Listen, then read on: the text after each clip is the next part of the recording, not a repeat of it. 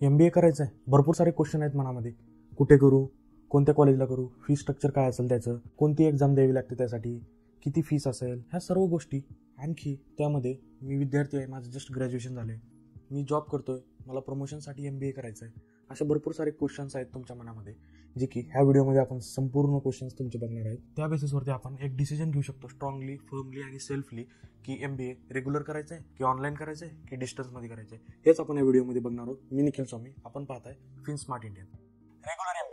Regular MBA मध्ये तुम्हाला कोणते बेनिफिट्स आहेत, त्याची फॅसिलिटीज काय काय भेटू शकतात, त्याची फी स्ट्रक्चर काय असते, कोणती एक्झाम द्यावी लागते, कॉलेजेस कोणकोणते आहेत आणि सुटेबिलिटी काय, आपण हे पॅरामीटर्सवरती तिन्ही बघणार आहोत.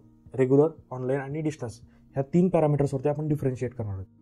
रेग्युलर MBA मध्ये काय, तुम्हाला डेली क्लासरूम करावं लागतील, फॅकल्टीसोबत इंटरॅक्शन असतं तुमचं, तुम्हाला नवीन गोष्टी शिकण्यात येते, तुमचं फ्रेंड सर्कल बनतं, त्या फ्रेंडमध्ये तुमचं एक ग्रुप स्टडी होऊ शकते, एक तुमचे लाईफ लाँग बॉन्ड क्रिएट होतं.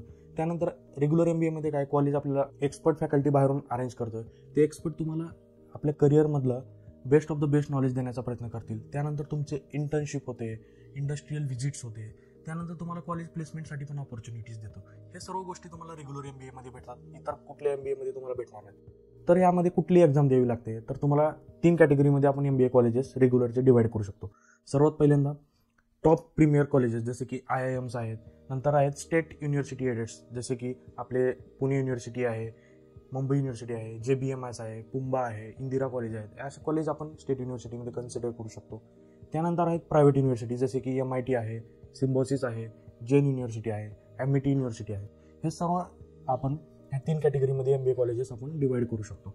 त्यानंतर आहे फी स्ट्रक्चर किती असेल, तर साधारणतः टॉप प्रीमियर कॉलेजची fees 20 lakh plus per year असू शकते. त्यानंतर आपले स्टेट युनिव्हर्सिटीचे जे फीस आहेत ते 1.5 लाख ते 2.5 लाखपर्यंत असतात. त्यानंतर प्रायव्हेट युनिव्हर्सिटी जे असतात त्याची फी स्ट्रक्चर 3 लाखापासून ते 5 लाखापर्यंत पण असू शकतात. तर अशा प्रकारे तुमचे MBAचं फी स्ट्रक्चर असणार आहे. त्यानंतर तुमच्या मनात प्रश्न असेल की सुटेबिलिटी काय, म्हणजे कोणता कॅन्डिडेट MBA रेग्युलर करायला पाहिजे. तर सर्वात पहिल्यांदा जस्ट तुम्ही जर फ्रेशर असाल, जस्ट ग्रॅज्युएशन झालंय तुमचं, पुढे आणखी शिकायचं आहे, तुमच्याकडे फायनान्शियल कन्स्ट्रेंट पण नाही आहे किंवा थोडंफार आहे परंतु टाइम अवेलेबिलिटी भरपूर आहेत, आणि सुरुवातीला MBA केलेला फायदा काय असतं, तुमचं नेटवर्किंग चांगले बिल्ड होते रेग्युलर कॉलेजमधनं, तुम्हाला नवीन लोकांशी भेटायला भेटतं, कनेक्ट करायला भेटतं, त्यामुळे तुमचं एक ब्रॉड नेटवर्क क्रिएट होते, त्यामुळे तुम्हाला जॉब लागण्याचे चान्सेस वाढतात. हे सर्व मोठा MBAचा रेग्युलर केल्याचा फायदा आहे. त्यानंतर आपण बघूया ऑनलाईन MBA. ऑनलाईन MBA मध्ये काय असतं, टोटली ऑनलाईनच असतं. त्यामध्ये तुम्हाला फिजिकली कसल्याही प्रकारे जाण्याची गरज नाही. तुम्हाला एक लर्निंग मॅनेजमेंट सिस्टीम असं एक सिस्टीम प्लॅटफॉर्म भेटतं, त्यामध्ये तुम्हाला सर्व online live lectures, recorded lectures, तुमचे क्लास टेस्ट, तुमचे असाइनमेंट्स सर्व प्रकारे त्या सिस्टीममध्ये तुम्हाला अपडेट केलं जातं. त्या प्रकारे तुम्हाला त्यामध्ये तुमचा रेस्पॉन्स फील करायचा असतो. आणि सर्वात मोठी गोष्ट म्हणजे ऑनलाईन, जे की तुम्ही एक्झाम सुद्धा ऑनलाईन देऊ शकता, त्यामुळे तुम्हाला कुठंच जाण्याची गरज नाही. सर्वात महत्त्वाचा प्रश्न, कोणी MBA ऑनलाईन केलं पाहिजे, तर जे जॉब करतात, प्रमोशनसाठी गरज आहे मला आणि मी फिजिकल पण जाऊ शकत नाही आणि मी डिस्टन्समध्ये पण जाऊ शकत नाही, तर त्यामुळं असे कॅन्डिडेट ऑनलाईन MBA केलेले कधीही चांगलं असतं. तर तुमच्या मनामध्ये आणखी एक क्वेश्चन असेल की याची फी स्ट्रक्चर काय असते. साधारणतः ऑनलाईन MBAची फी स्ट्रक्चर 1 लाखपासून ते 3 लाखपर्यंत असते. यामध्ये कोणकोणत्या युनिव्हर्सिटीज आहेत, जसे की सिम्बॉयसिस आहे, MIT आहे, हे भरपूर असे युनिव्हर्सिटीज जे आहेत ना ऑनलाईन MBA प्रोव्हाइड करू शकतात. त्यानुसार काही युनिव्हर्सिटीज तुम्हाला कॅम्पस नेटवर्किंग सुद्धासाठी ऑपॉर्च्युनिटी देत असतात, परंतु हे लिमिटेड असतात as compared to regular colleges, त्यामुळे तुम्हाला हे ड्रॉबॅक सहन करावं लागेल. त्यानंतर सर्वात मोठा प्रश्न असेल की डिस्टन्स MBA काय. डिस्टन्स MBA असा आहे ज्यांना ऑनलाईन पण लेक्चर नाही करू शकत, रेग्युलर पण नाही करू शकत, तर असे लोक फक्त डिग्रीसाठी आपल्याला MBA करायचं आहे आणि सेल्फ स्टडी करायची आहे. तर यामध्ये डिस्टन्समध्ये तुम्हाला सर्वात महत्त्वाचा पॉईंट म्हणजे सर्व काही सेल्फ स्टडी करावं लागते. यासाठी तुम्हाला युनिव्हर्सिटी जिथे काही ॲडमिशन घ्याल ती युनिव्हर्सिटी तुम्हाला होम डिलिव्हरी देते, सर्व मटेरियल तुमचे होम डिलिव्हरी असते, डायरेक्टली तुम्हाला सेल्फ स्टडी करावं लागेल. आणि यामध्ये एक दुसरा महत्त्वाचा पॉईंट आहे, जे की यामधील सर्व एक्झाम्स फिजिकल मोडमध्ये होतात. तुम्हाला एक सेंटर अलॉट केलं जाईल, त्यामध्ये जाऊन तुम्हाला एक्झाम द्यायचे असतात आणि तिथे जाऊन तुम्ही एक्झाम दिल्यानंतर तुम्ही जर ती क्लिअर केलात तर तुम्हाला MBA डिस्टन्स MBAची डिग्री भेटते. तर तुमच्या मनामध्ये हे तिन्ही आपण MBA जेव्हा बघितले तर सर्वात महत्त्वाचा प्रश्न तुमच्या मनामध्ये क्रिएट होत असेल की याची व्हॅल्यू काय.